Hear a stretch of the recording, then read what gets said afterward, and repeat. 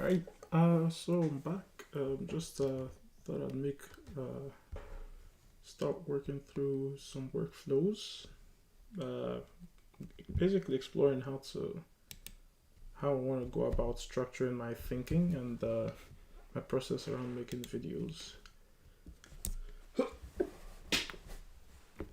So I was just watching this really nice video from Language Jones. It's really information dense though. I was thinking of making a video trying to sort of elucidate like what I'm learning, what I at least I think I'm learning, I'm understanding. We'll find out as I'm writing out my thoughts if my thoughts actually make sense. So trying to elucidate that and uh, making it in form of a video. Eventually, the output would be a video uh, that tries to explain it simply, at least as well as I can, without a lot of. I enjoy the linguistic jargon and stuff like that, learn all that stuff, but it is very heavy. So trying to make a video simplifying that for anyone else who might be interested to understand that concept without necessarily having to. Because I found that I had to do a lot of rewinding and rewatching a lot of parts to really understand what he's trying to explain.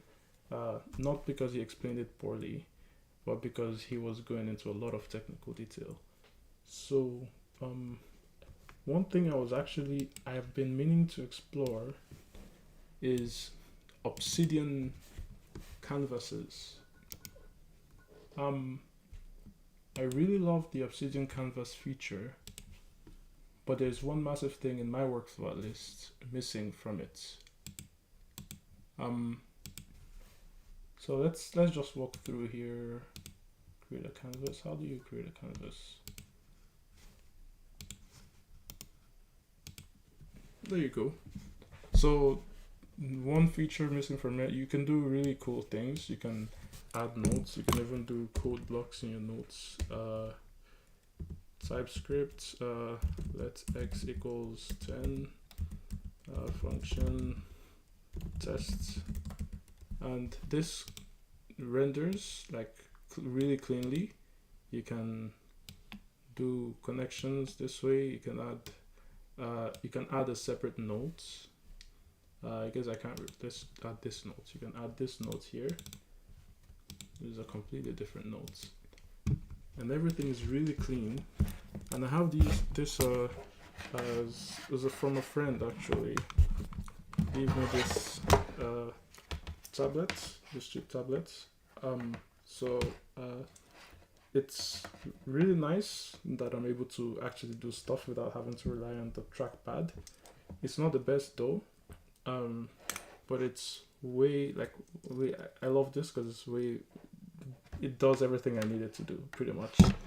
Uh, so I'm gonna see if I can somehow, if there's a plugin or some way I can include sketches or freeform writing in Obsidian Canvas. So we'll do a bit of exploring there first because I want to try to like write out my thoughts and like organize stuff like, and the easiest and most straightforward way to do that is freeform uh, doodling or writing it out basically. I mean, and with language learning as well, writing out the actual sentences sticks more in your brain than typing it out. Let's see. So I know that there's Excalidraw, and it has an Obsidian plugin, a really nice Obsidian plugin. I really want to see if I can find a native support though. I am not sure if I'll be able to find a way, at least a way of including or linking an Obsidian Excalibur notes on a canvas. That would be really nice. So I'll see if I can spend a little bit of time to try to find something like that.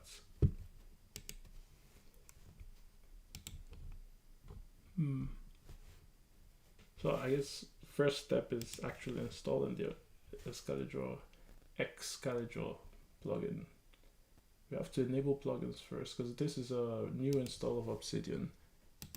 Let's see. I'm used to the mobile where you find the plugins in the mobile, but it's been a while since I've used the, let's see. No, that's for the commands within.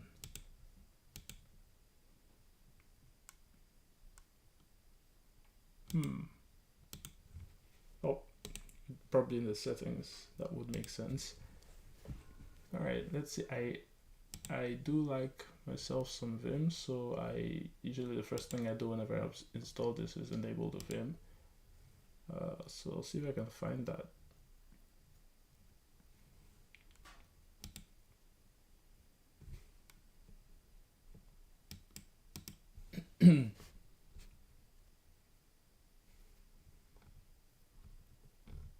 Yep, there it is, and I love this.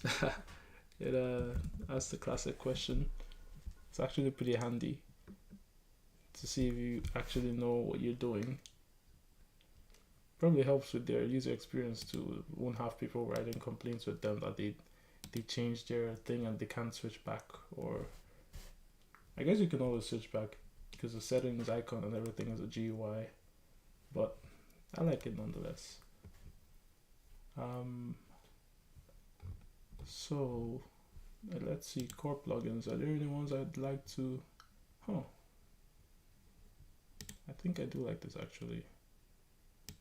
What is this? Okay, hotkeys.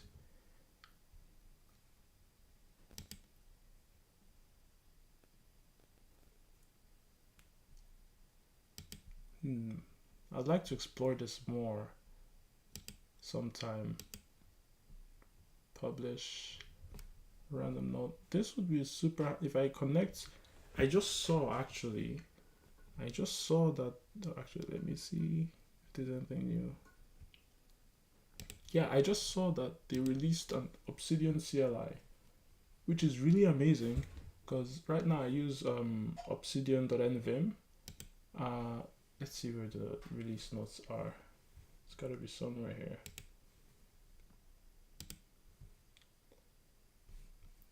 Yeah, read the changelog. Yeah, so March 5 includes other fixes, but so they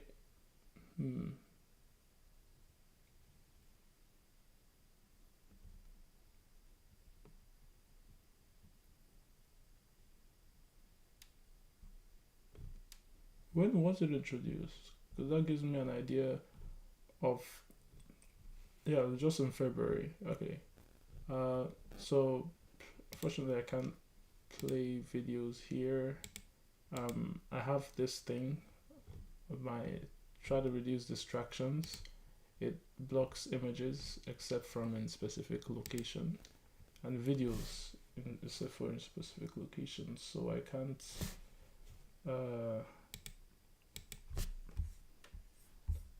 see this right now.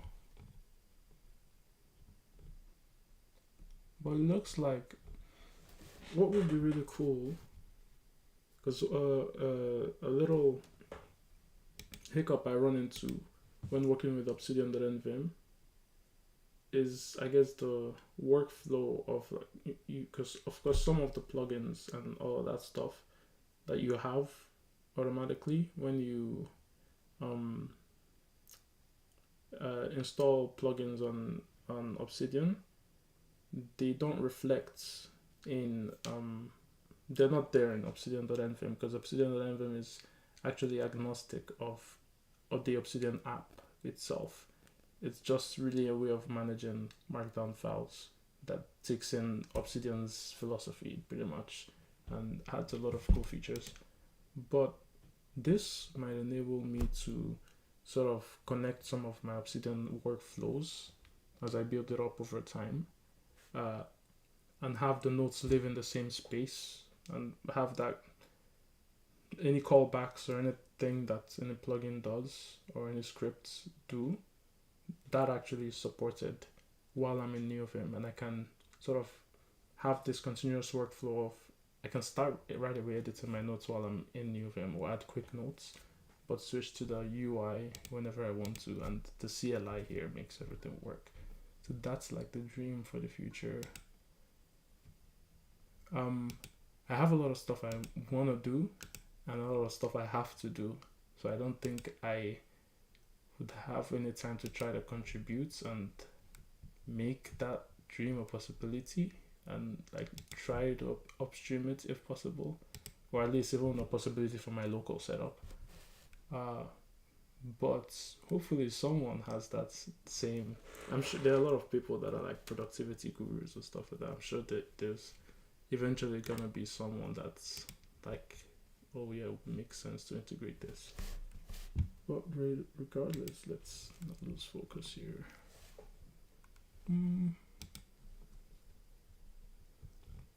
The main thing I want to achieve, before I get too distracted, I want to install the plugin, community plugins. Let's just explain the process. Turn it on. Okay, automatically check for plugin updates. I mean, when you check for plugin updates, do you actually perform the updates though? Because I don't want it to automatically install just to check and notify me. I'm not. That's fine. Okay, the ScalyDraw, very popular. It's the very first one. I'm sad for data view though, because it looks like they've just released bases, which does pretty much all that data view does. But I don't not use data view extensively. I'm sure there's some stuff that's it does that's not handled by this. Could be helpful for me, but let me focus. All right, let me focus. You know, since doing the stream, I realized it makes me realize just how easily I get distracted, because usually it's in my head and I don't realize that my attention is being drawn to so many things instead of focusing on what I'm supposed to be doing, I guess. So this kind of makes it a bit more evident. Let's see, how can I quickly create a notes, ScalyDraw notes?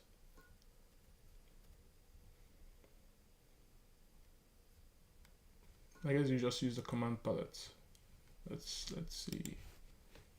I'm pretty sure, I don't know if it allowed this menu to be extensible. It doesn't look like it.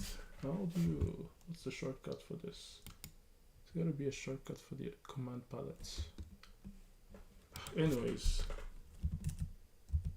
ScalyDraw does not show up. Did I turn it on? I don't think I turned it on. Yep, there we go.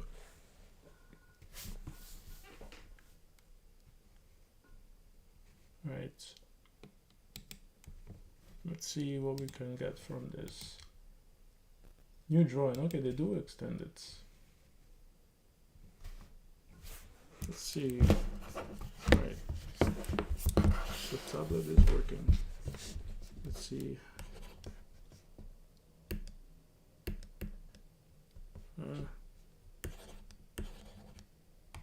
Okay, not the best. It's not sensitive at all. I have to press down. Okay. I might need to get a new tablet. No, this is not usable at all. Is it? Could it be battery? Either battery or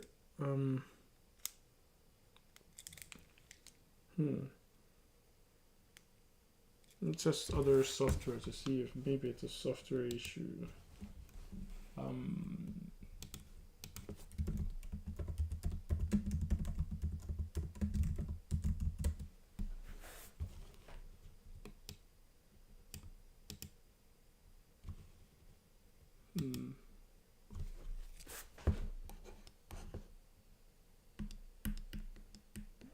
Yeah, I literally have to press down.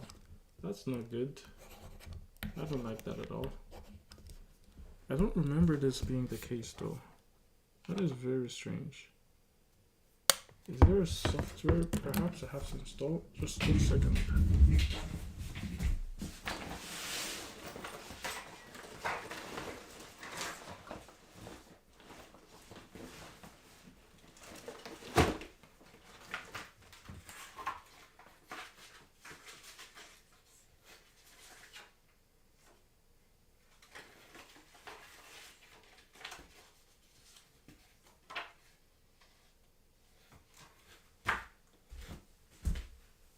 Yep, it does look like there's some drivers. Alright, let's see here. I got the little manual from the box. Alright, let's see. I hope this helps.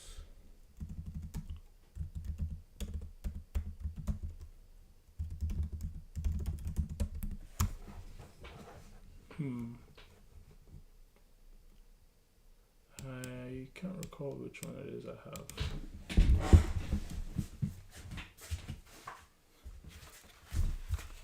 This is a Star G4 30S. Let's see.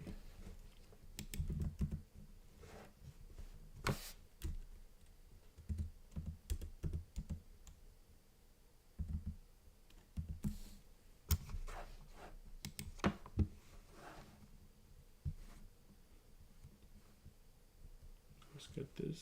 Hopefully it works. Okay. Oh.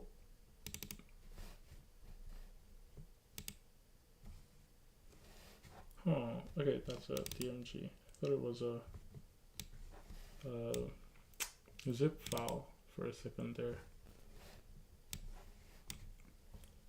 You'll be guided through the steps necessary to install this software. Continue. Let's see the jump to steps.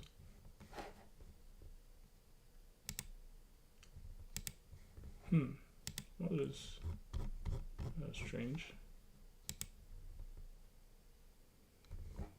Anyways, 97 megabytes for a tablet driver. That seems what is going on?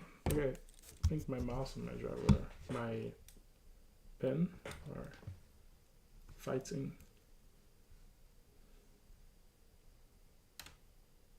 Alright, just use the default install.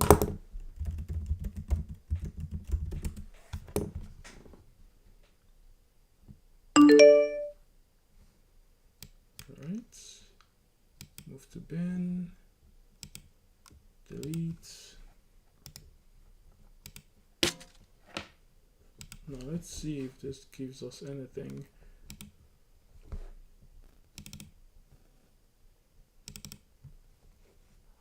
Why is this sticking up? I thought I had the setting. Is it called the menu bar? No, it's not the menu bar, it's the dock. Automatically hide and show dock. I thought I had that enabled already. That's strange. But now it doesn't work on the secondary display. Can I make this primary display? Okay, so I use this as, okay, extended display. Okay, so I shuffle them around. Okay, that's better. But now how can I get the dock doesn't show up still.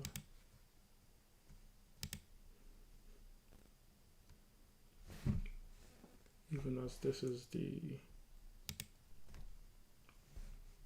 something weird's happening.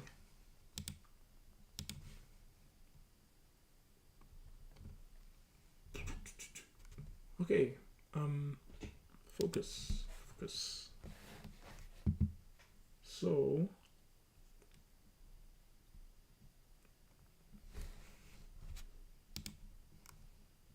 let's see if that driver helped. Nope, same thing. Same thing, I have to press down. There's gotta be a setting or something. What is this? Okay, now it's broken. This is very weird. Okay, let's see.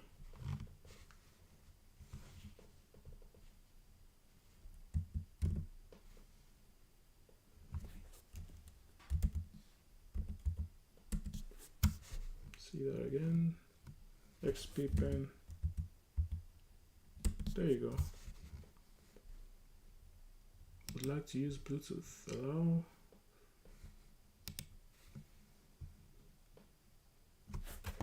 Pressure.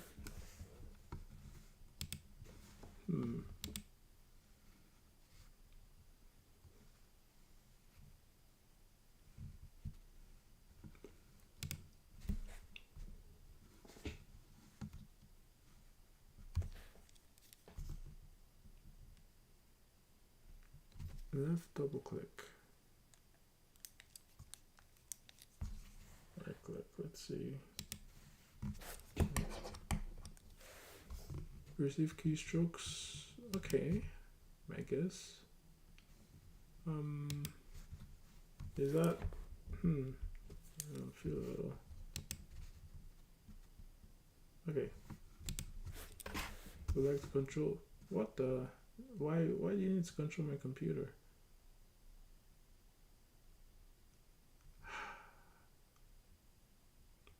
I'm very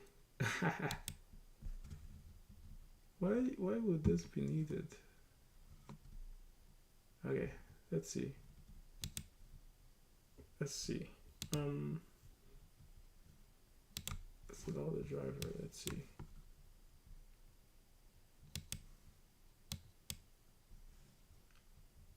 The driver already, touch driver. Not be able to monitor input from your keyboard until it is quit. Okay.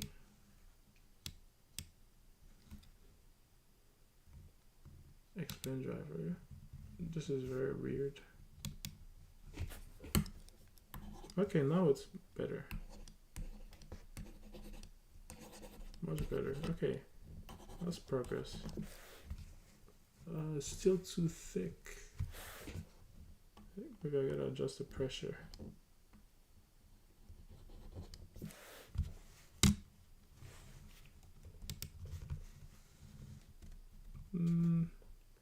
Don't know if I want notifications from my pen. That is excessive.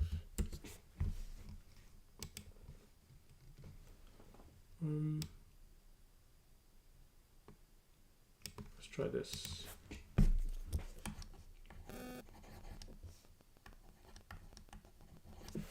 Still too. It's the thickness from here. What is this? Go full screen. This is no hover tooltip.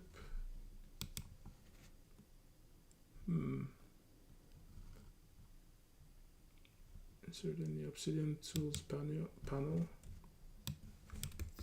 I kind of really want the native canvas.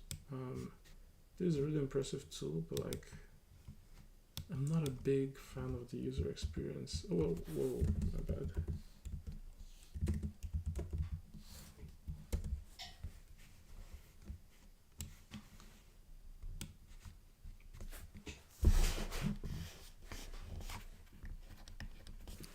Okay, some thickness issues. Let me see if I can adjust this more, if that helps. Is this even...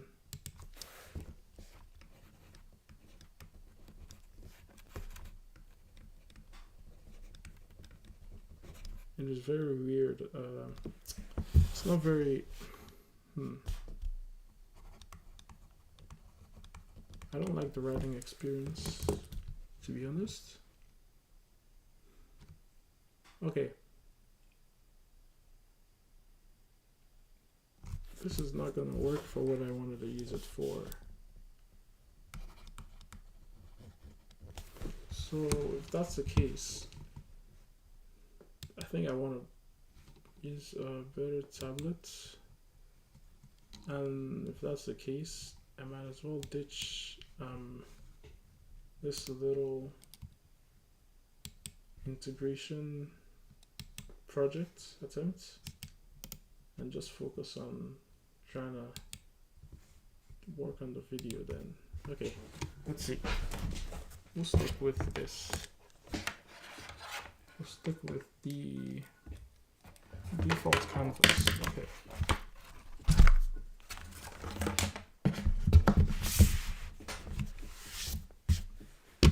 Right. So I could have the video here.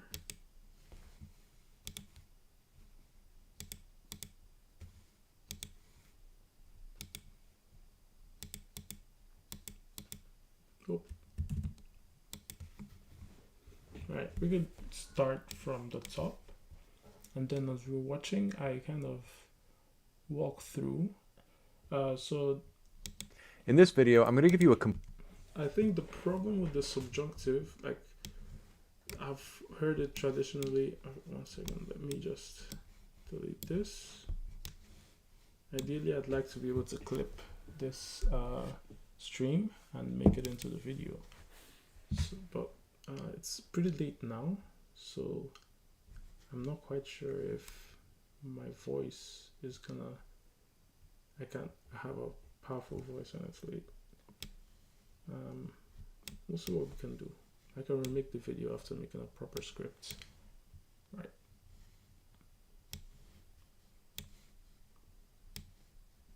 See if we can take it over to a picture-in-picture thing.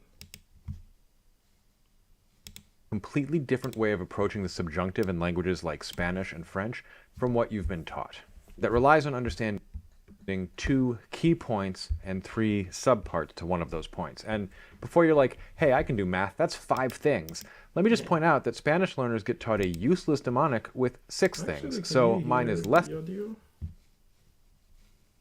not sure if you can hear the audio.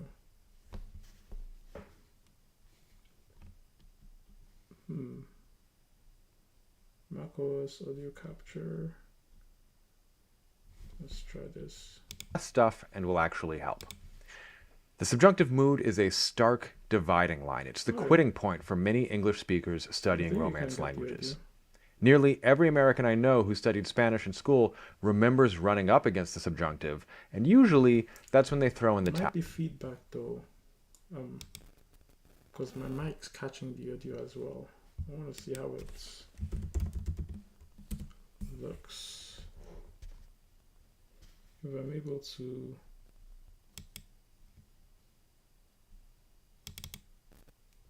let's see.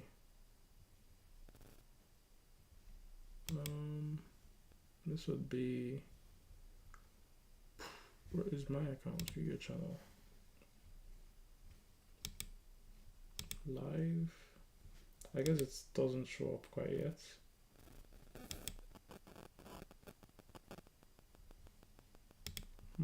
Manage videos. Live. Let's see if this shows anything.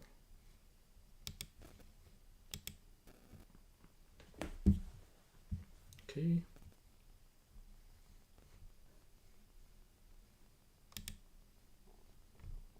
It's not playing.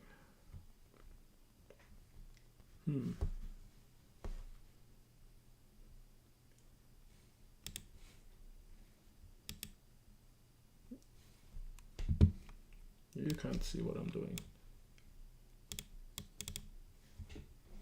Right, let's try to see what works here. Yeah, pardon me, I'm just figuring out this whole stream thing, this whole video making thing.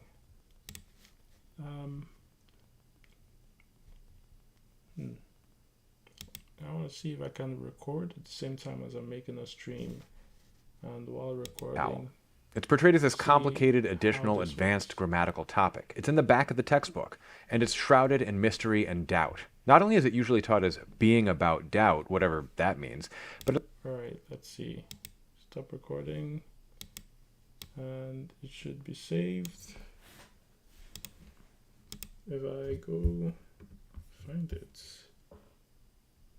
movies, where are my movies? All right, is this it? I think this is it. No, it's not it.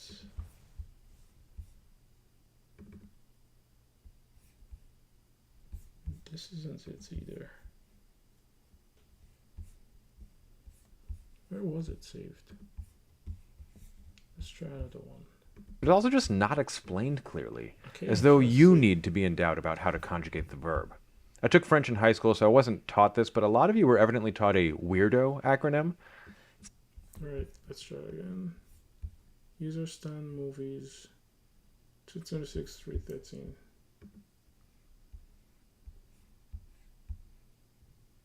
Okay.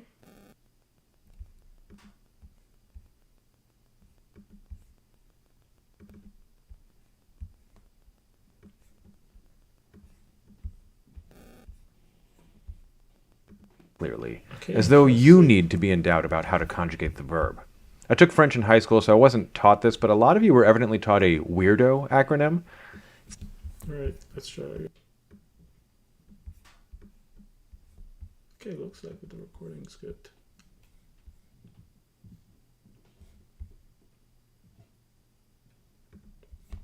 Right, hold up. I will be back in a second. Let's see here.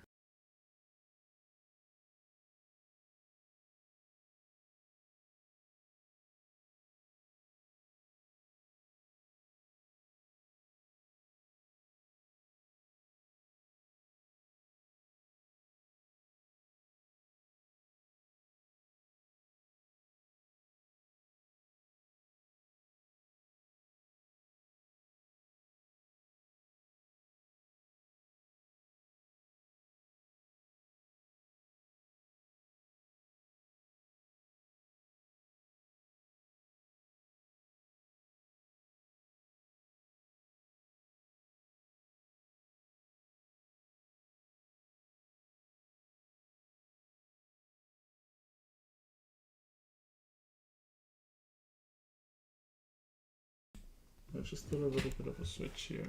Okay, so let's get into the. So I think he touches on something that I've had the same sentiment. So what I've usually from learning and trying to understand the subjunctive, the common explanation is either related to doubts or some particular structures, but then there seems to be exceptions that I don't quite.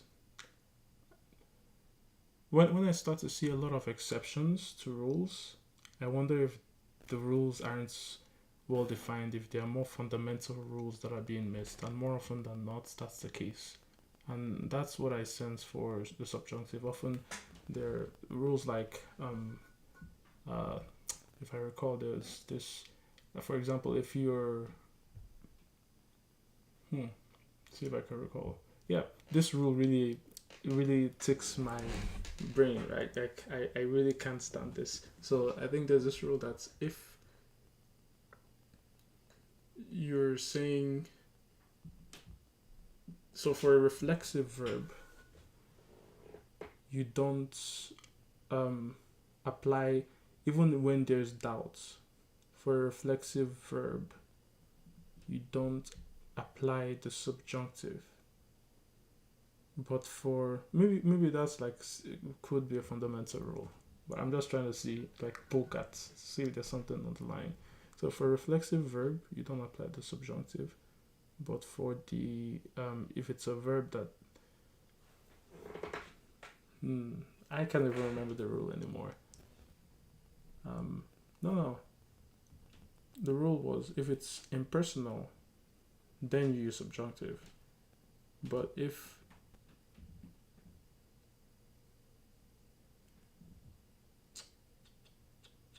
wow, I can't remember anymore.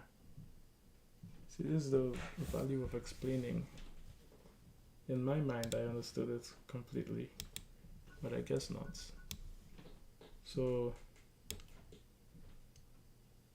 I believe it's let's ask a friend here, Claude or Gemini or whatever.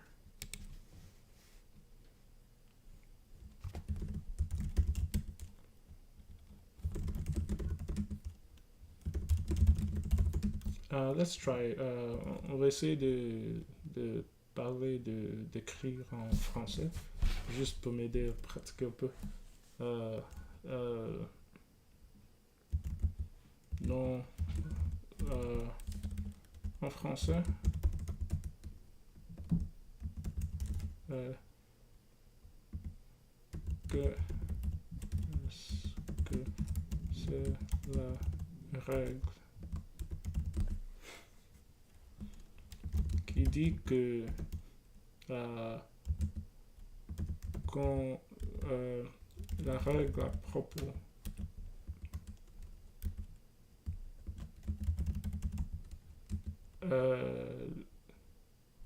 du subjonctif qui dit que quelque chose comme quand on a un verbe réflexif, non pas forcément réflexif, mais quand on a un verbe, non, non, en,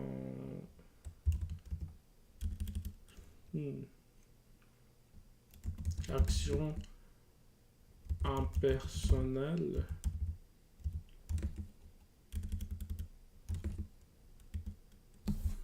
c'est quoi la faute ici?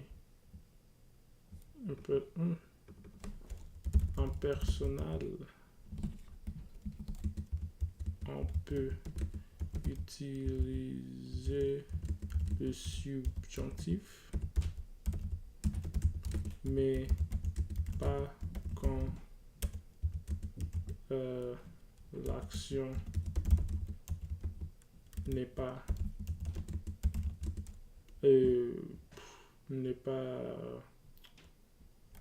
impersonnel.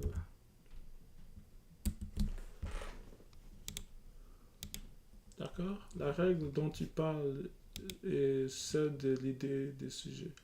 En gros, si les deux verbes de la phrase ont des sujets différents, on utilise le subjonctif. Si c'est le même sujet, on utilise l'infinitif.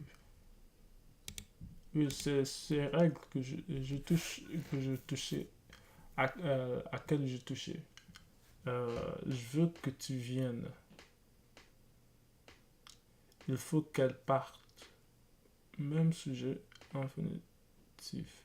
Il faut venir. Elle préfère partir. Oui, c'est quand le sujet est... Les deux verbes, quand les deux verbes de la phrase ont des différents sujets, alors on peut utiliser... puis on peut utiliser ce subjonctif. Le cas de ces expressions personnelles, il faut que... Il est important que... Il vaut mieux que...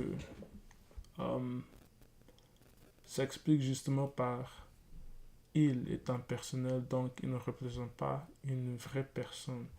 Dès qu'un vrai sujet apparaître dans la deuxième, ah, Claude a fait mieux, did a better job. Comment te dire ça?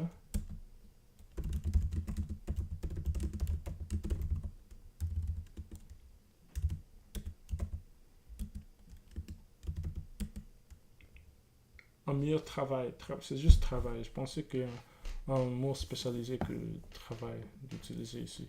Mais Claude a fait un mieux travail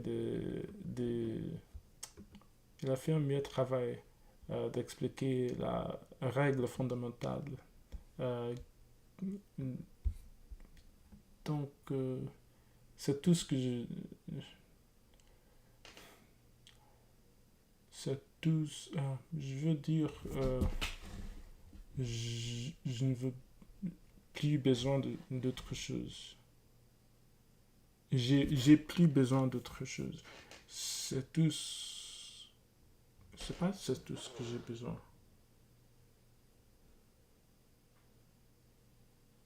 J'ai besoin de. C'est tout dont. C'est tout dont j'ai besoin. Ok? C'est tout dont j'ai besoin.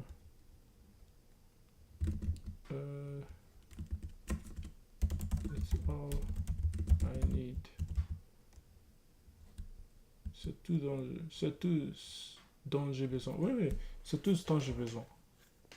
Mais l'erreur que j'ai fait, c'est que j'ai dit c'est tous avec un S, même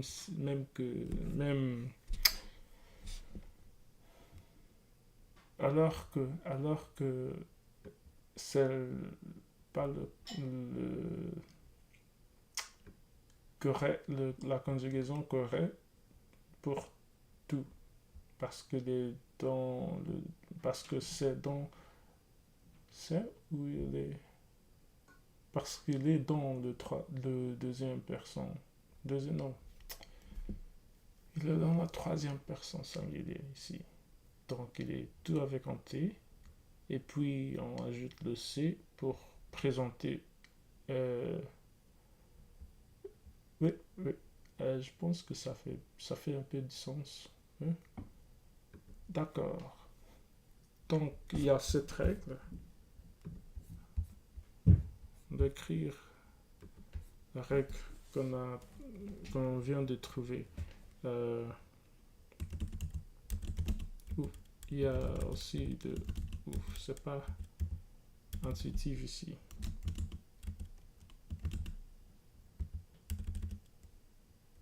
C'est quoi ça? Backspace ne fonctionne plus. D'accord. On va l'étendre. C'est pas un plugin, c'est juste l'éditeur. J'en ai plus besoin. J'en ai plus besoin, oui, c'est comme ça qu'on dit. D'accord. Donc, la première règle qu'on a appris, c'est si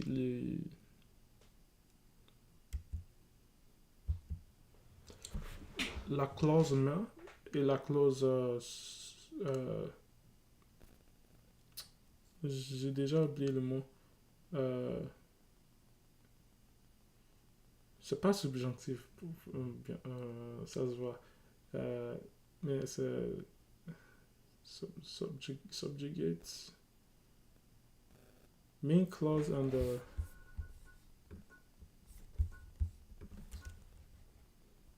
quels sont les deux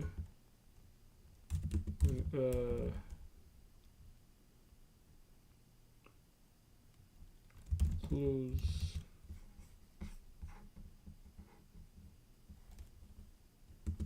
dans la phrase d'une phrase.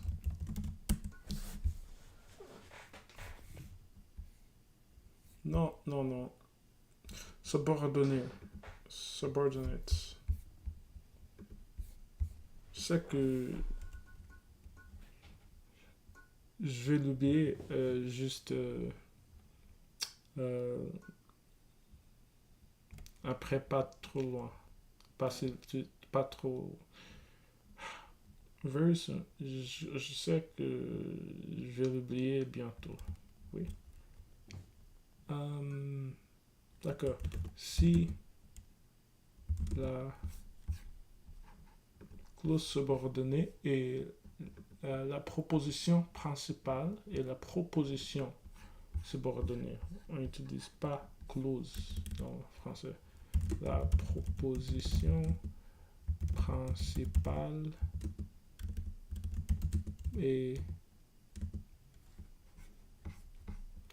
si le sujet de la si le sujet de la proposition principale est le sujet de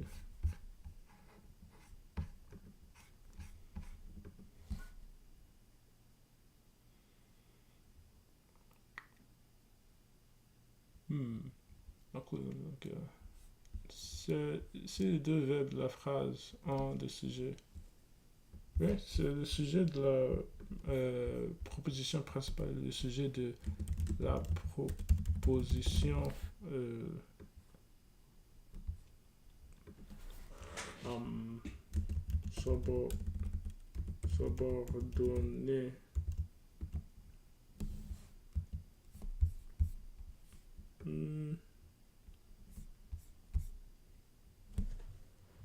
Subordonné. Subordonné. Et différent. Différent. Sont. Différent. Différent, y a-t-il un accent dans différent? Oui. Sont différentes avec un S. Le sujet. Sont différentes. Oui. D'accord.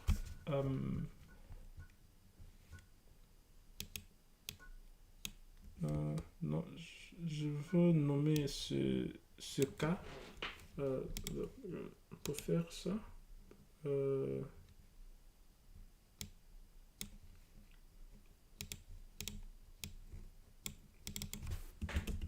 quand utilisons-nous le subjonctif? Et ça, c'est le premier cas.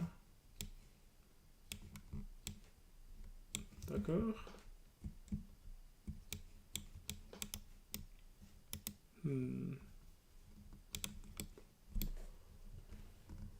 C'est le sujet de la proposition principale et le sujet de la proposition de subordonnée sont différents.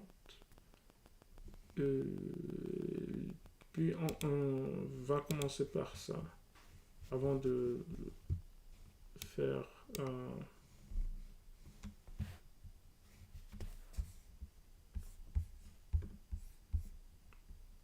D'accord, on commence par ça. It's not the worst thing in the world, but it can also be more confusing. Remember listening to the subjunctive. Pour le vidéo, on peut faire ça. Je n'ai plus besoin de ça. On peut faire ça. On peut créer, on peut écrire la raison pour la vidéo, la problème fondamental qu'il essaie de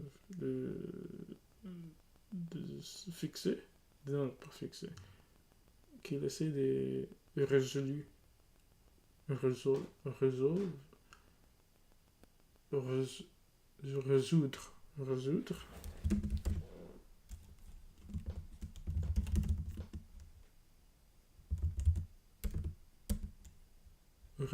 oui. Je vais essayer de résoudre.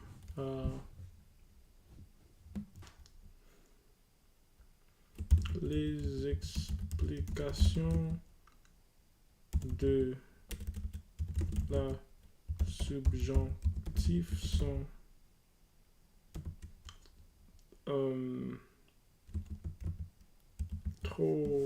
sont un peu trop c'est pas que qu'ils sont pas bons forcément, mais il n'accorde pas en fait avec mon modèle mental pour ma façon d'apprendre des choses en fait en bref. les expressions de la subjonctive sont pas aussi claires et pas oui, claires, oui. Et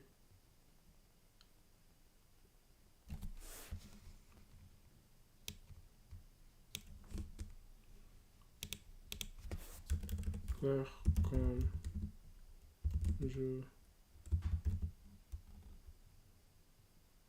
voudrais.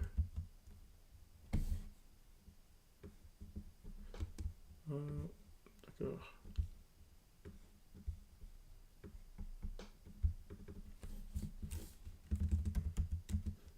Il y a souvent des exceptions qui fait pas de bon sens.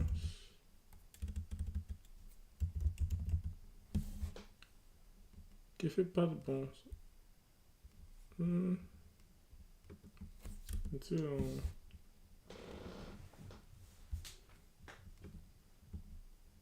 Qui me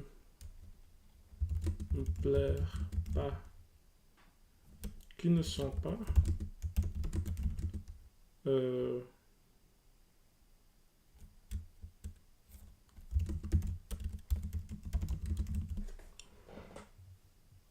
me plaire pas. Pas exactement. Il y a souvent des exceptions qui sont pas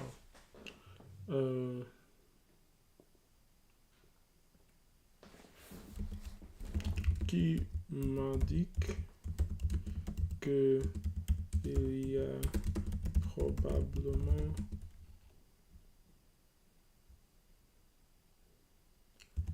des règles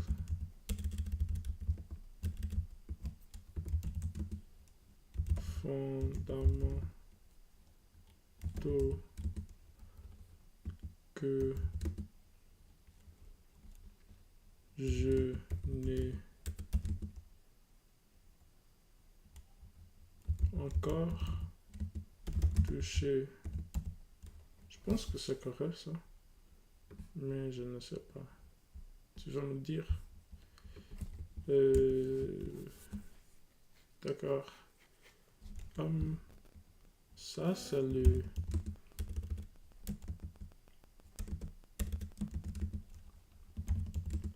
but. Oui.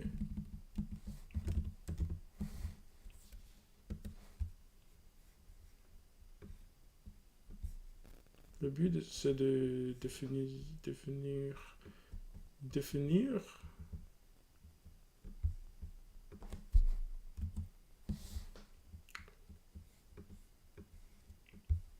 le problème, pas forcément, pas exactement le but, le problème, la problème.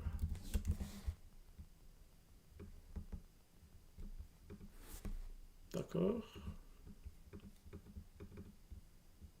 La problème.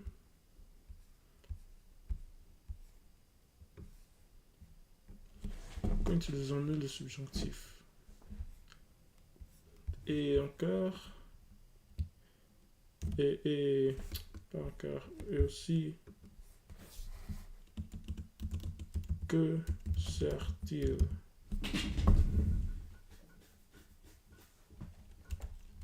Le subjonctif.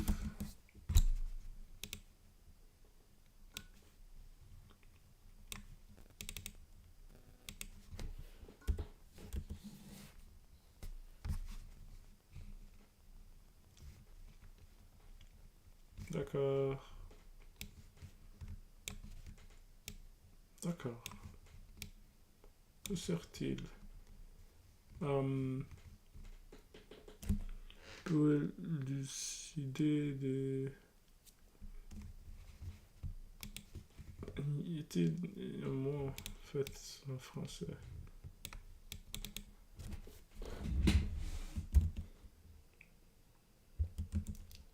clarifie des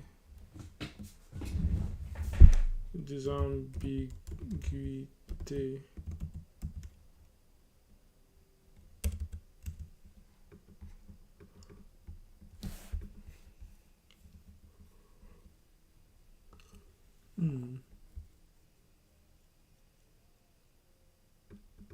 Des ambiguïtés.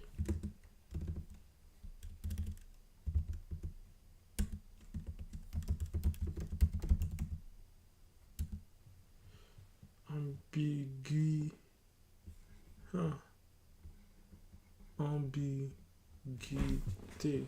C'est correct, hein? C'est juste accent étrange que j'ai presque jamais utilisé.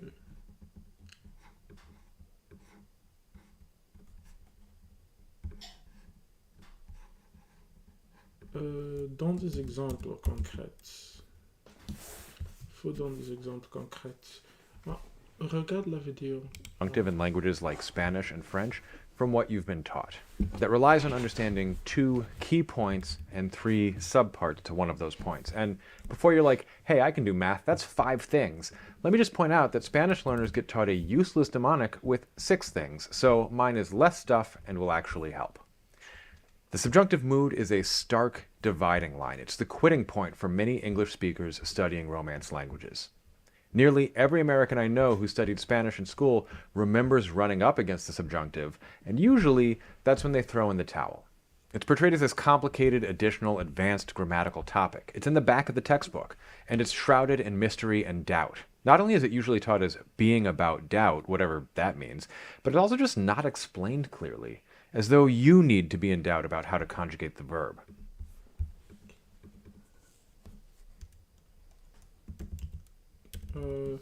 Les questions. Un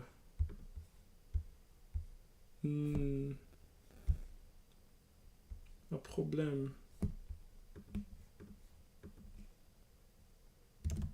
Je veux créer une autre carte ici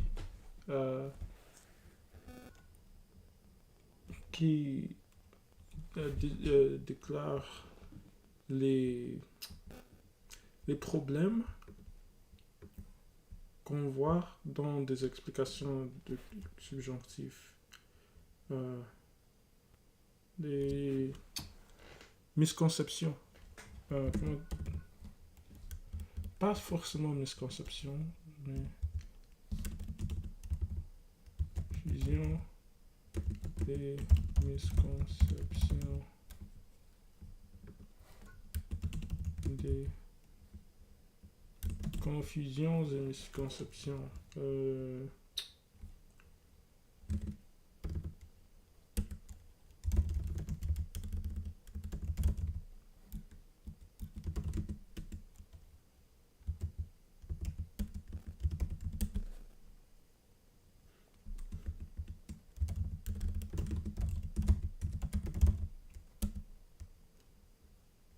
Et les idées fausses. Et des idées fausses.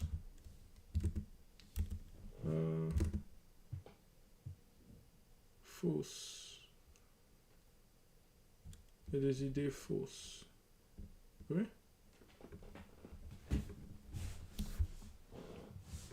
Et ça, c'est un...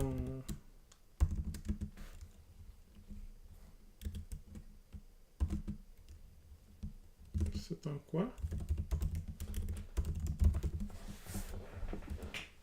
Sous-titre, oui, bien sûr. Ah, sous-titre, c'est subtitle, donc c'est le même que... Actuellement, c'est... doit pas être un sous-titre.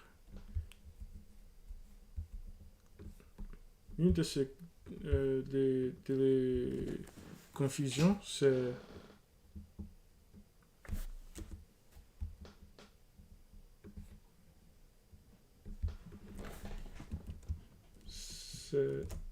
ça veut dire quoi exactement? Doute.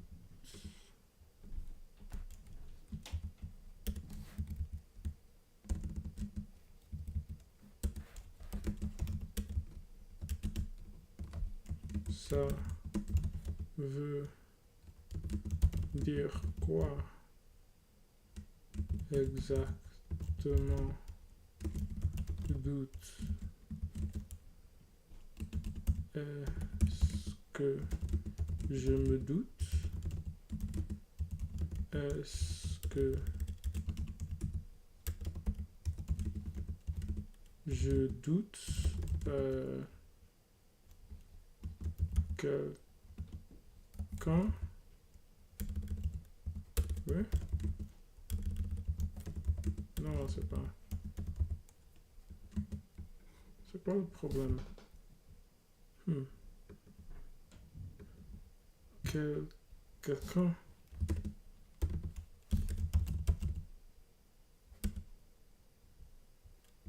Oui?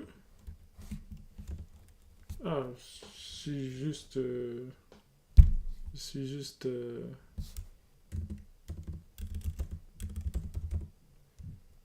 Oh non, non, je sais ça. Je sais ce mot. Je suis juste.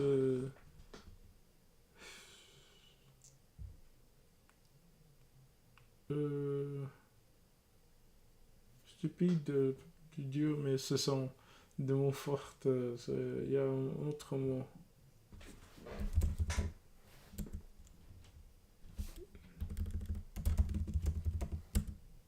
Stupide, oui.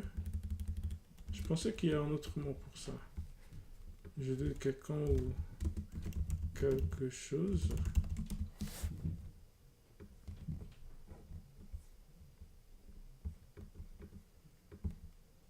D'accord? I took French in high school, so I wasn't taught this, but a lot of you were evidently taught a weirdo acronym. It's not the worst thing in the world, but it can also be more confusing than helpful. It doesn't have to be this way. In fact, there's a better way. It's just been a closely guarded secret known only to linguists. Linguists have a pretty clear understanding of the subjunctive, and it's not written on parchment, entombed in a golden chest, and guarded by cursed, otherworldly, ghoulish apparitions. No, worse. It's in a book in a series of monographs that's overpriced and basically only available in university libraries. So basically the same idea, but no golden chest. So today I'm going to explain the subjunctive. Saying it's about doubt is not wrong, but it's not nearly the complete picture, and it's not terribly helpful. Would that it were so simple. Would that it were so simple.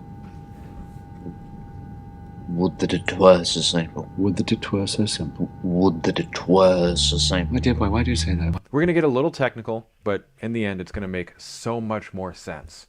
And it's only a little technical, and there won't be a test later. I promise it won't hurt, and if you stick with me, you'll unlock so much more of the Romance languages. If you're new to the channel, by the way, I'm Dr. Taylor Jones. I have a PhD in linguistics from the University of Pennsylvania, and I'm one of the rare academic linguists who likes learning languages and not just dissecting them. We do exist. That means I also like to share the knowledge that linguists have that your teachers and textbooks might not. And I recognize what's arcane theoretical esoterica and what's actually practical for real people. Today, we're subjugating the subjunctive. This is Language Jones. Ça veut dire quoi encore? J'ai déjà oublié. C'est tense, mood et comme des actions comme ing, pronom participe présent, participe passé, des choses comme ça.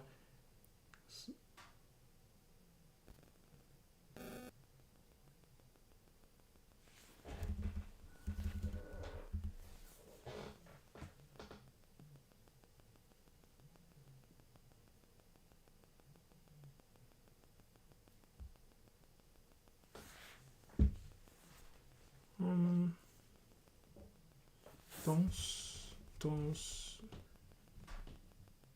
mood et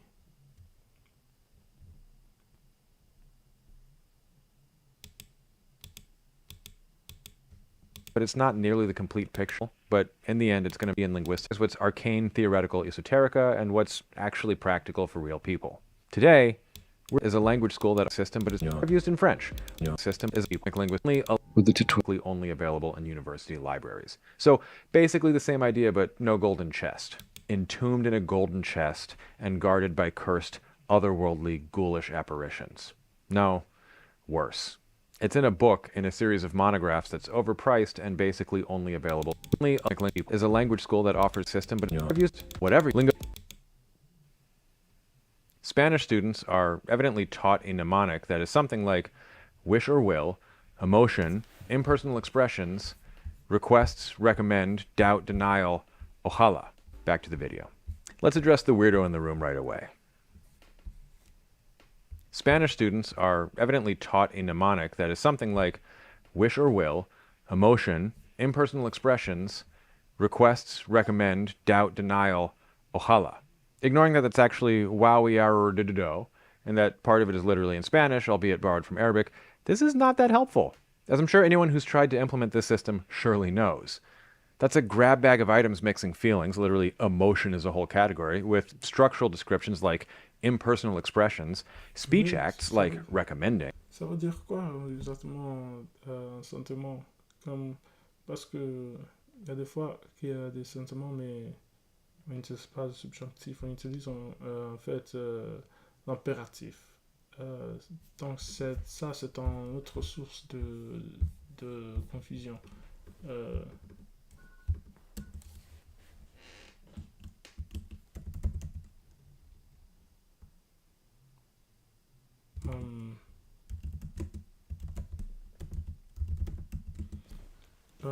Pas les sentiments.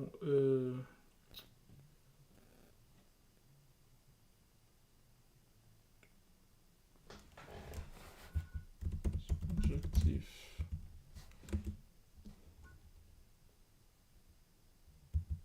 Devient.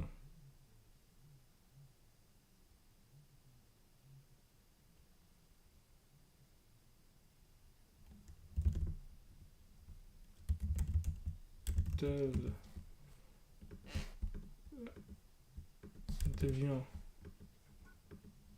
Devient-elle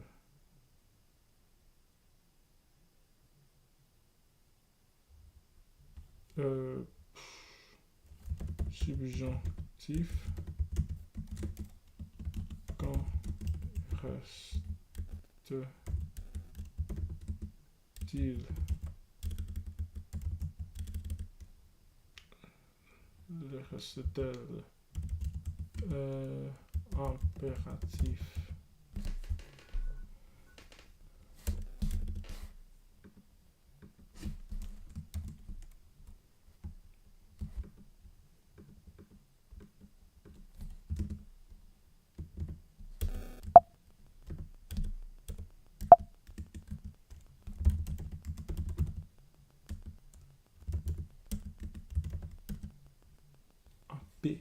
Impératif.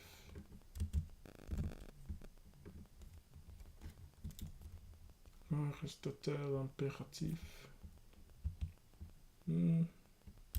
Singulier, pluriel, je sais pas en fait. Il y a des fois que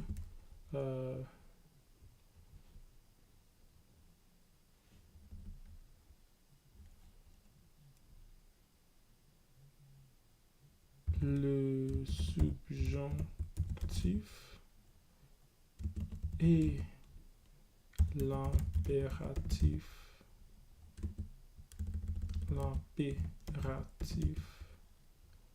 sont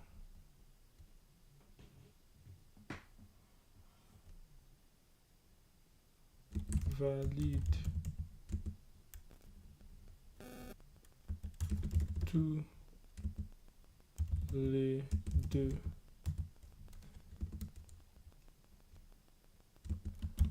La phrase change la sens selon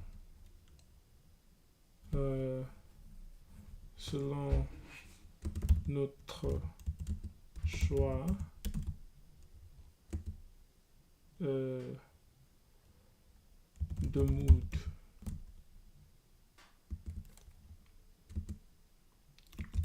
c'est pas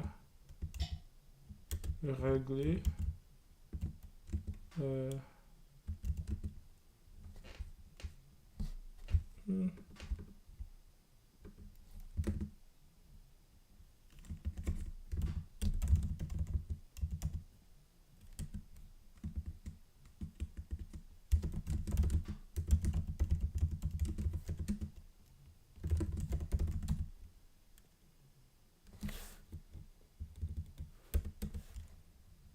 Gouverner, régler par le syntaxe, mais pas le sémantique.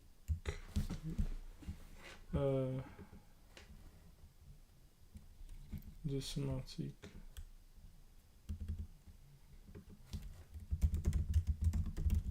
De signification sémantique.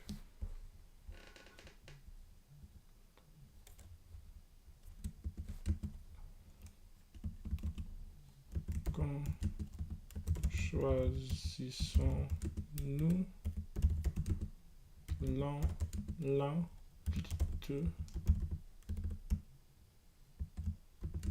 que l'autre. Choisissons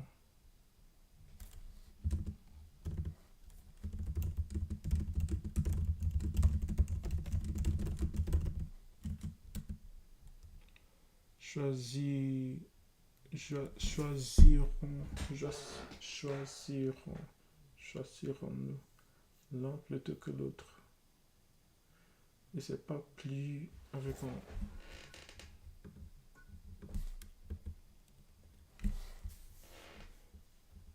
choisiront. Donc ça c'est le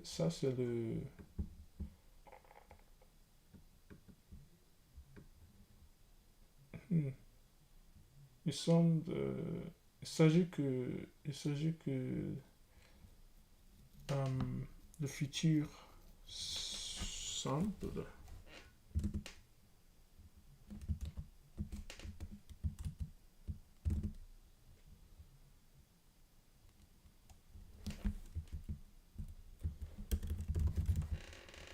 choisirions. Devrions-nous choisir? Devrions, oui, bien sûr.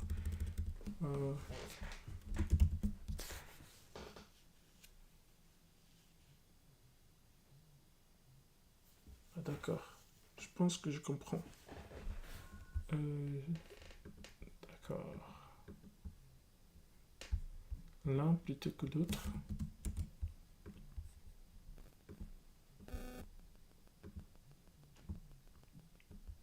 D'accord. C'est juste...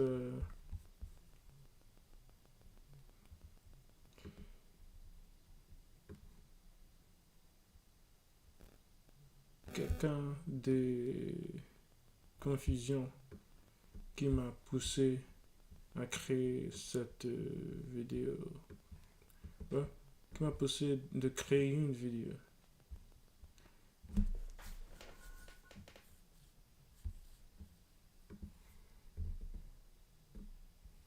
D'essayer de créer. Qui m'a poussé.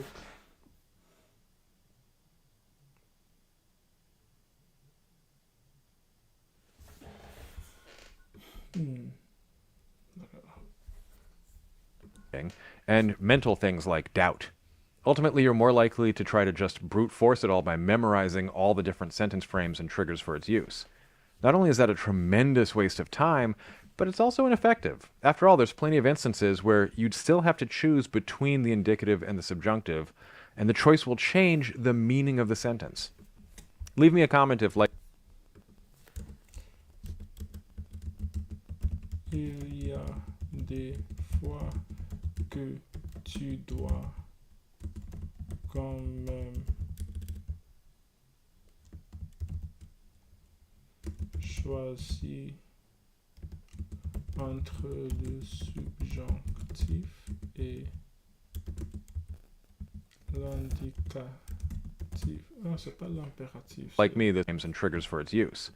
Not only is that a tremendous waste of time, but it's also ineffective. After all, there's plenty of instances where you'd still have to choose between the indicative and the subjunctive, and the choice will change the meaning of the sentence.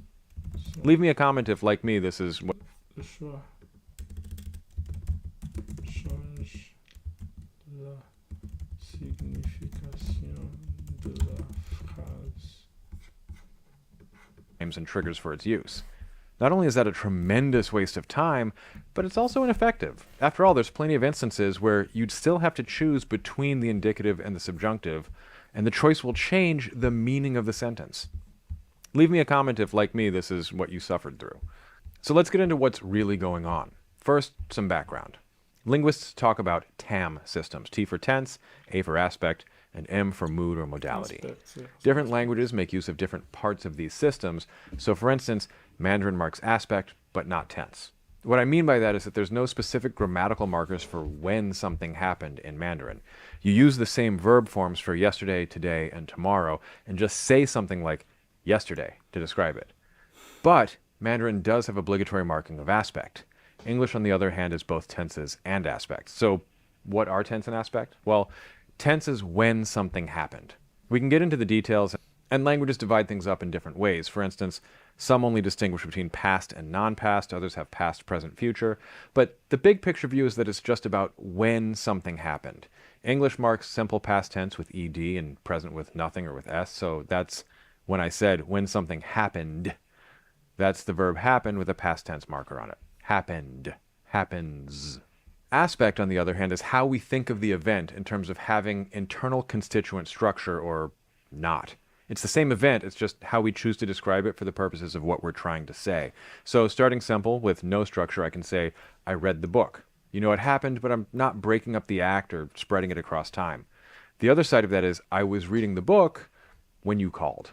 There, the calling is a sort of abrupt point in time in the middle of an ongoing process of reading the book. It's like how zoomed in on the details of the action you are.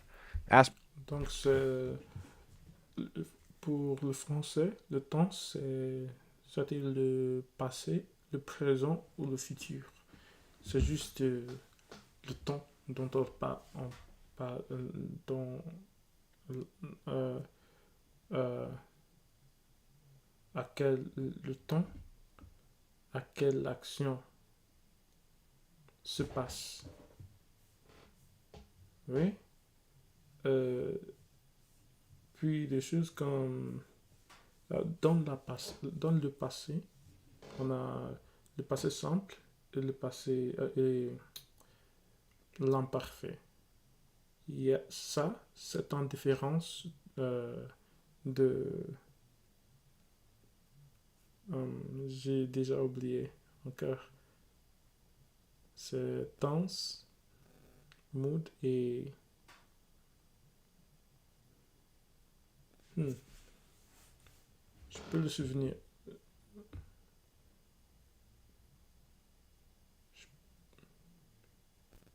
Je peux me le souvenir.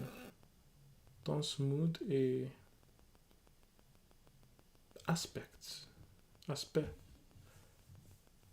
Donc, c'est un différent aspect. L'impératif, le plus que pas... Non, plus que parfait, en fait. Je pense que c'est temps. C'est une différence de temps.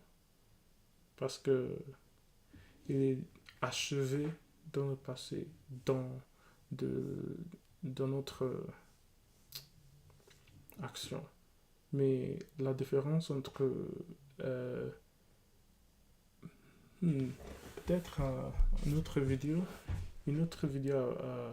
qui essaie de expliquer aspects dans des différentes aspects, dont ces moods, dans des différentes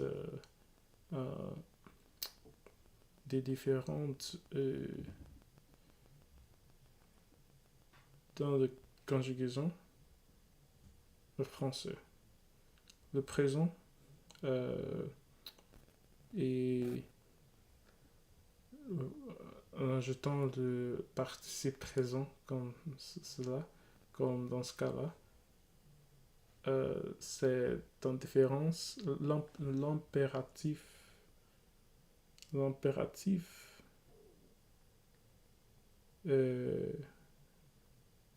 non, pas, oui, oui, l'indicatif, l'indicatif, pas l'impératif. L'indicatif et le participe présent, ce sont en différence, euh, même le gérondif, je pense. Ce sont les différences. Non, non, pas le gérondif, c'est quelque chose d'autre. Peut-être, peut-être. Les différences d'aspect. Mais des choses comme. Hmm, je sais pas en fait. Le mood, c'est l'impératif ou le subjonctif ou quoi d'autre. Euh, je pense que c'est comme ça au moins. Aspect is a little harder for us to wrap our heads around than tense, but still doable. I have a video about it, so check that out. Both tense and aspect are about the event described by the verb. Mood is different. Modality is defined by Palmer in the classic Mood and Modality as, quote, concerned with the status of the proposition that describes the event, end quote. Glad we got that cleared up, right? Time to end the video. See the event described by the verb. Mood is different. Modality is defined by Palmer in the classic Mood and Modality as, quote, concerned with. Ah, d'accord. Concerné avec le statut de la proposition qui décrire l'événement, euh, j'aime pas du tout cette explication. Ouais, ouais, ça se voit que c'est très académique et même status. Ça veut dire quoi status en fait? With the status of the proposition that describes the event. Il, il va expliquer euh, de propre façon ce qu'il veut dire. End quote. Glad we got that cleared up, right? Time to end the video. See you all next week.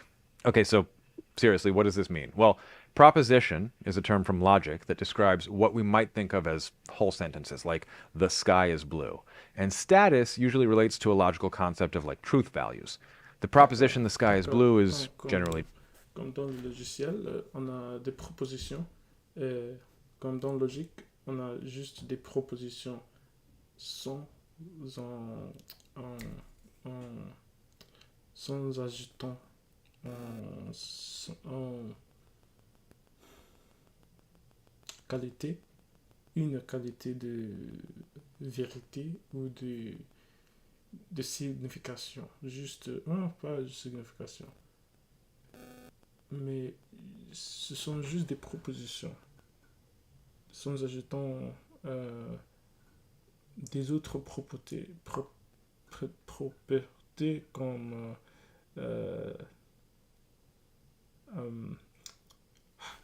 si je propose quelque chose, il peut être vrai, il peut être faux, il peut être pas, pas vrai ou faux, mais il peut être comme on demande, il peut être comme il peut avoir des différentes moods. Euh, euh, mais on dit la préposition, le mot préposition, il veut dire juste la préposition en soi, soi-même.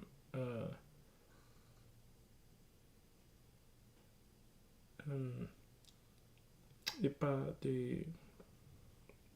Je ne sais pas comment expliquer. True. And no, proposition is not like a ballot measure or a come on.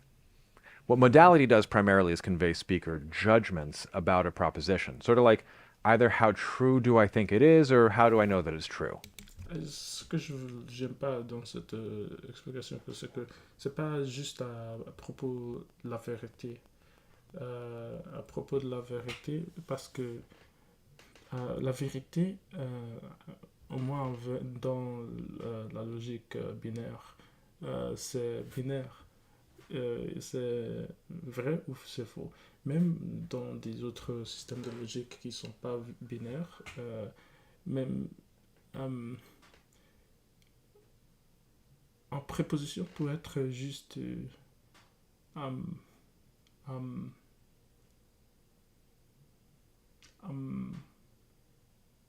indicatif. Oh non, pas impératif. Comme on demande. On demande n'est pas vrai ou faux. C'est juste on demande. Oui. J'ai lu une vidéo par Theories of Everything à propos de cette sujet. Quelque chose qui touche sur ça un peu. La différence entre vérité et non, c'est pas Theories of Everything, peut-être c'est une autre channel. Mais ouais, I'm going on a tangent. Modality actually comes in two flavors, what are called modal systems and mood. English uses a modal system. Modal systems are an entire interesting world to themselves, but they're the world English is in, so it should all feel comfortable for most of you watching this video. I don't want to go too far into this because it deserves its own video, but just to situate how it's different than mood, it can be where you add a word or a morpheme, a little word piece, to the sentence that indicates something like your confidence in how you know what you're saying, whether you're speculating, assuming, or deducing from evidence. That's the difference between John is in the office, the basic unmarked form, and something like John may be in the office. You're speculating, or John must be in the office because it's 9:30 and he's always there by 9. This is epistemic modality, and no, you don't have to remember that word, and there will not be a quiz on it. We also use some of the exact same words to do a different flavor of modality. So John must be in the office because he's required to be there is deontic modality. Again, no quiz. Took me years to keep them straight. You don't have to remember this stuff. There's a few other flavors that English doesn't really do, but other languages do.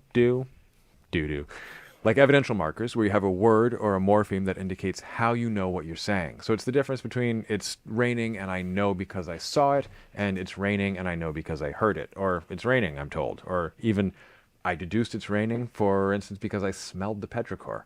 In languages that do this, the way they do it would be something like raining saw, raining heard, raining told, raining guess. That is, it's one little piece stuck onto the verb, usually. I don't really want to get too far into this again because it's its own world and deserves its own video, and frankly, it's not why you're here. The key idea is that English has modality, but expresses it with a totally different kind of system than Romance languages, and uses it to do sort of different things. So we can't just shoehorn the subjunctive into our system. And our subjunctive is barely hanging on by a thread, so it's generally of no use to us in figuring out mood. I have a friend who once asked me, I know you're smart, and I know you have a PhD and everything, so you're probably not saying things wrong, but sometimes you say were or be when I would say was, and why is that? There's got to be a reason, right? Yes. Would that it were so simple. Would that it were so simple. So yeah, the subjunctive in English, I know you're smart, and I know you have a PhD and everything, so you're probably not saying things wrong, but Je comprends encore cette. Sometimes you say were or be when I would say was, and why is that? There's got to be a reason, right? Yes. Would that it were so simple. Would that it were so simple. So yeah, the subjunctive in English is not going to help us with Spanish. So the other flavor of modality is mood, which is basically a distinction between indicative and subjunctive, or sometimes what's called realis and irrealis. These overlap significantly, and the irrealis... Ça, c'est très intéressant de faire cette différence entre les différentes moods, mais ce que je touche au fond, c'est l'explication de la subjonctive. Le subjonctif. Donc, ça, c'est pas c'est très intéressant, mais c'est pas très,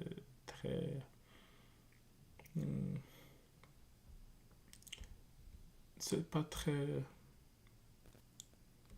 it's not very relevant, comment te dire. C'est très, it's very relevant, mais pour une explication simple, c'est des détails non This concept is nécessaire. going to be really useful later. An important thing to recognize is that there's not exactly a basic form of the verb and then a form of something extra added to it. Instead, indicative and subjunctive are like two sides of the same coin. The subjunctive is not an add-on. So back to Irialis. Back to life. But exactly the flavor of modality is mood, which is basically a verb and then a form of something extra added to it. Instead, indicative and subjunctive are like two sides of the same coin. The subjunctive is not an add-on. So that will be really useful later. An important thing to recognize is that there's not exactly a basic form of the verb and then a form of something extra added to it. Instead, indicative and subjunctive are like two sides of the same coin. The subjunctive is not an add-on. So back to Irialis. Back to life. But like the opposite of that. Irialis is a term linguists coined pretty recently for things that are not in the domain of reality. I'll get to what that means, just hang on. Subjunctive is actually a really old name for the thing that we're talking about, which is itself a Latin translation of hypotactike, which means subordinate, as in subordinate clause. They, the Greeks, recognize that it's most often used in subordinate clauses. Although the name is misleading, it can actually happen in main clauses too. Palmer gives 6 different examples from Latin following Lakoff and a handful of examples from Spanish, French, and Italian. While Marie Antoinette probably never said, "let them eat cake," the sentence she's accused of having said uses the subjunctive in a main clause. Donc c'est dans en le connectant avec la règle que Claude nous a appris. Ici, c'est dans le subjonctif est utilisé dans la préposition principale. Qu'il mange de la brioche. I'll get back to main clauses in a minute, but first, a key concept. Structural triggers. Donc il y a des triggers structurels.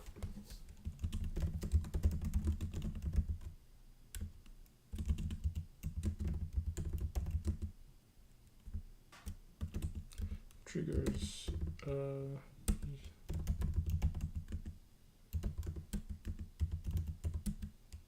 Déclencheurs.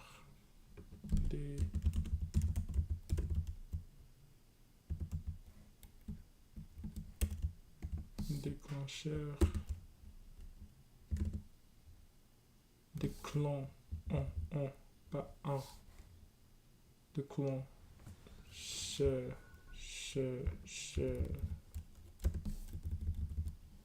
Déclencheur.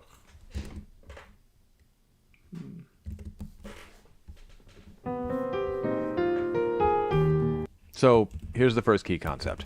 Subjunctive grammatical structures can be either triggered by semantics, that is, meaning, or by purely structural considerations.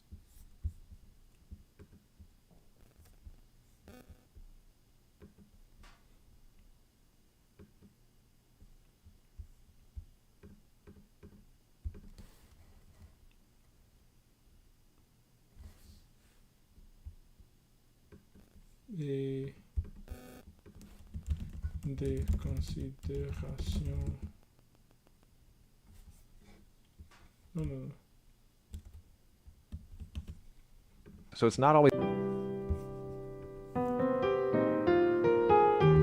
So here's the first key concept. Subjunctive grammatical structures can be either triggered by semantics, that is, meaning, or by purely structural considerations. So it's not always doubt, because sometimes it's just required by how the sentence fits.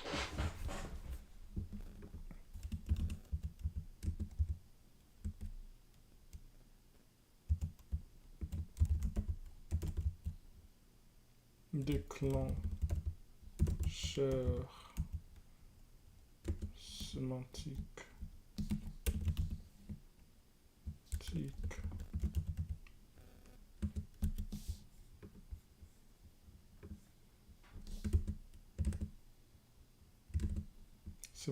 Sémantique. D'accord. Ça, c'est déclencheur structural en fait, je pense. Le sujet principal et le sujet des propositions subordonnées sont différentes. Fits together in the language. You've probably noticed this with words around wants. If the person in the main clause who wants something Structurel. is the same person in the subordinate clause, the infinitive is used, not any sort of subjunctive.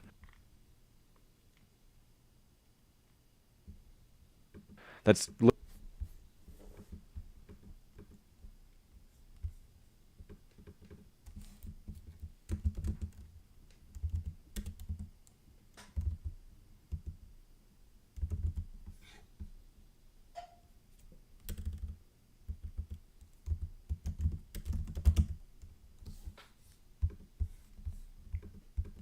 Juste de me rappeler, il y a que, parce que je les mène tout le temps, il y a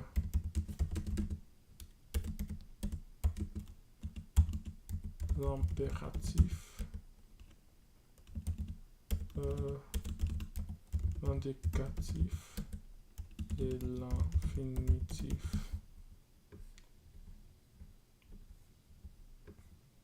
Je sais pas en fait la différence entre eux. Je sais juste qu'on parle de l'indicatif comme... l'infinitif, c'est le verbe non conjugué. L'indicatif, c'est l'infinitif conjugué au présent. Et l'impératif, c'est en demande. literally what English does. I want to go to the store. It means I want I to go to the store. Going back to Romance languages, if I want somebody else to go to the store, bam, subjunctive. There's a whole subfield in linguistic study of syntax that looks at how these kinds of sentences work.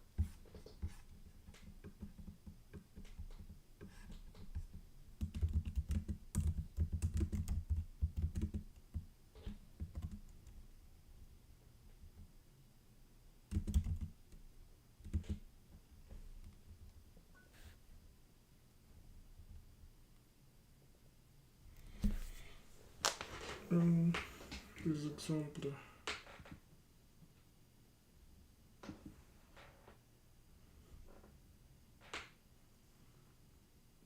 C'est quoi encore store?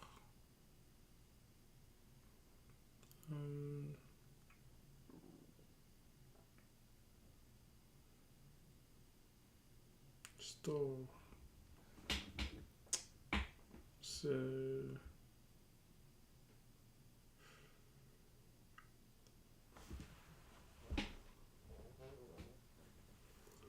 Par... il y a un supermarché, il y a notre...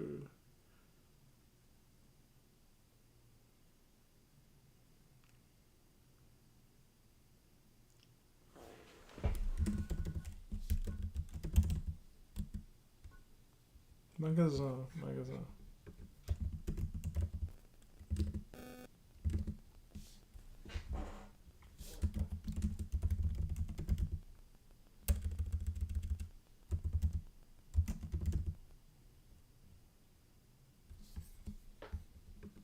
Which is usually discussed in the variant I want to go to the store. It means I want I to go to the store. Going back to Romance languages, if I want somebody else to go to the store, bam, subjunctive. There's a whole subfield in linguistic study.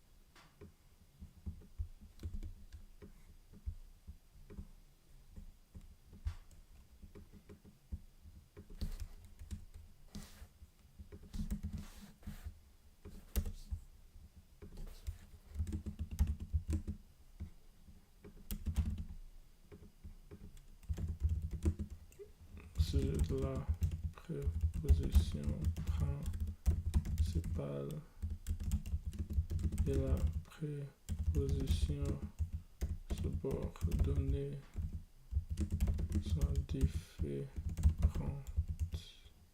Ça, sont les mêmes.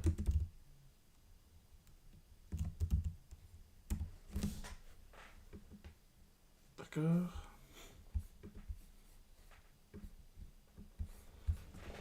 Of syntax that looks at how these kinds of sentences work, which is usually discussed in the very intense phrasing of raising and control.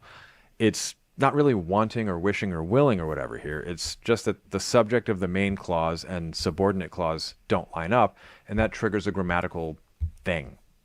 If structure without meaning is confusing, let's look at a parallel in English, because we do this too. In standard English, if I want not I to go to the store, I don't use the right case marking on the pronoun for a normal clause. Think about it. We go to the store. He goes to the store. She goes to the store. They go to the store. But I want us.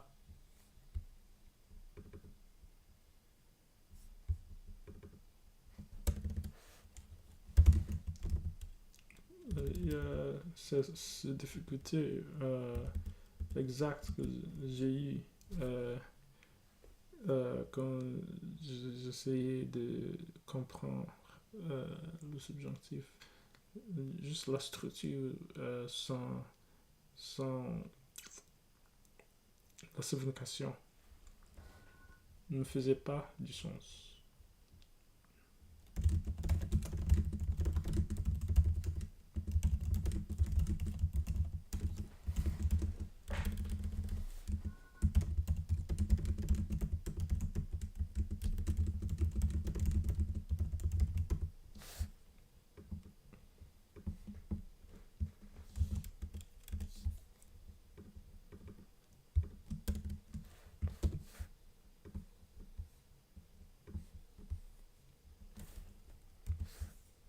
Us to go to the store. I want him or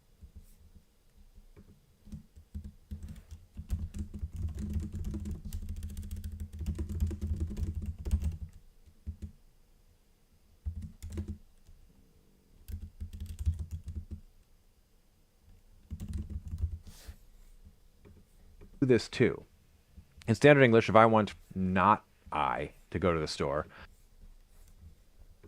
I don't use the right case marking on the pronoun for a normal clause. Think about it.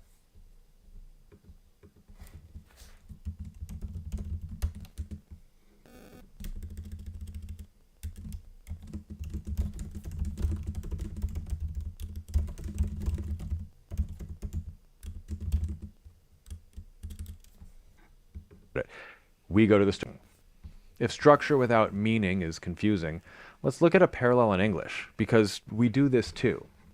In standard English, if I want not I to go to the store, I don't use the right case marking on the pronoun for a normal clause. Think about it. We go to the store. He goes to the store. She goes to the store. They go to the store. But I want us to go to the store. I want him or her or them to go to the store. It's weird, right? Not I to go to the store. I don't use the right case marking on the pronoun for a normal clause. Think about it. We go to the store. He goes to the store. She goes to the store. They go to the store. But I want us to go to the store. I want him or her or them to go to the store. It's weird, right? Other languages, and indeed other varieties of English, use a different structure that starts to look more subjunctive-y. What do I want? I want we should go to the store. See that? The case marking is right, but we now have this extra word. So, in a sense, Romance languages are just doing the same thing. Yes, words like want trigger it, but it's not really about the wanting. It's about whether the subject of the main clause is the same as the subject of the subordinate clause. We often want that somebody does something. So far from doubting anything, the subjunctive can just be structurally required, where English would use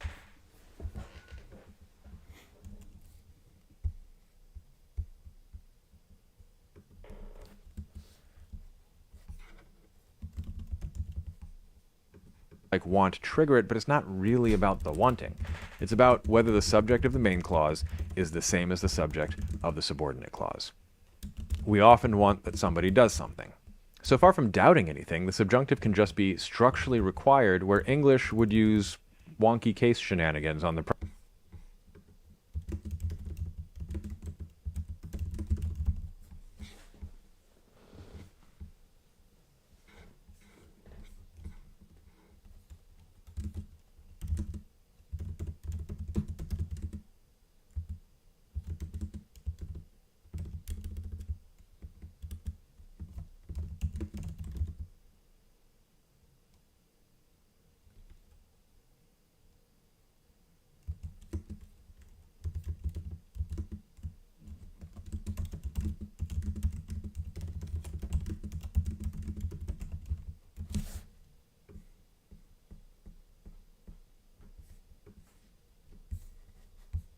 pronouns.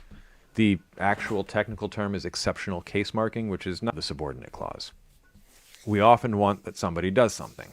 So far from doubting anything, the subjunctive can just be structurally required where English would use wonky case shenanigans on the pronouns.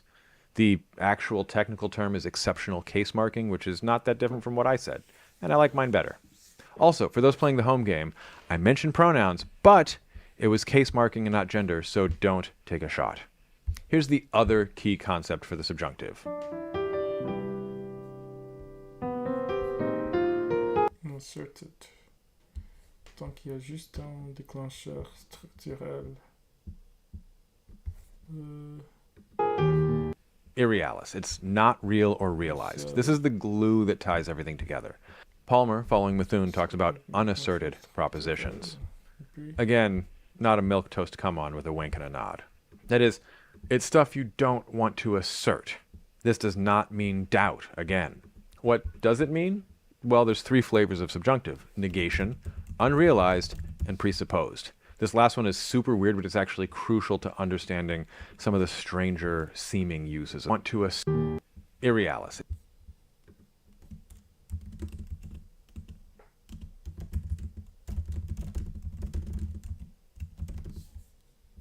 It's not real or realized. This is the glue that ties everything together. Palmer, following Methuen, talks about unasserted propositions. Again, not a milquetoast come on with a wink and a nod. That is, it's stuff you don't want to assert. This does not mean doubt, again. What does it mean? Well, there's three flavors of subjunctive: negation, unrealized, and presupposed. Again, not a milquetoast come on with a wink and a nod. That is, it's stuff you don't want to assert. This does not mean doubt, again. What does it mean? Well, there's three flavors of subjunctive: negation, unrealized.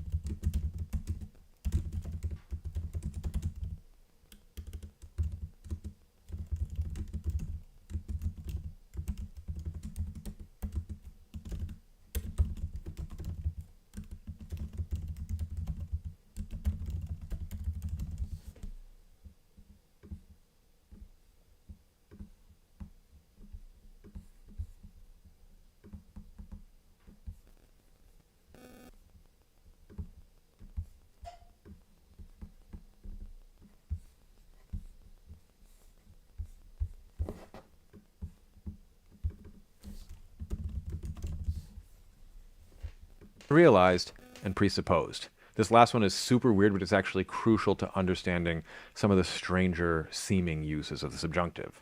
So first, an interesting structural pattern is that everything is about the speaker view of the world, but that can also mean a speaker whose thoughts the actual current speaker is now reporting. You don't have to doubt or negate anything. So in the main clause, if I say quizá viene, that's like maybe he's coming, and it uses the subjunctive in the main clause to indicate that I think maybe he's coming. But if I say... I think I may continue this some other day. Right.